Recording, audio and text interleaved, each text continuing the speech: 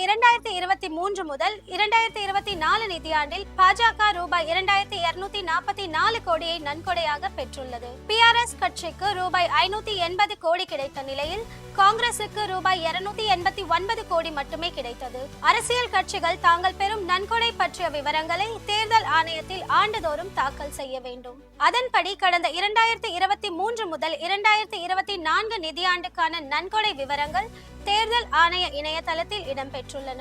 அதிகபட்சமாக புருடென்ட் தேர்தல் அறக்கட்டளை பாஜகவுக்கு ரூபாய் 723.6 கோடியும் காங்கிரசுக்கு ரூபாய் 156.4 கோடியும் வழங்கியுள்ளது.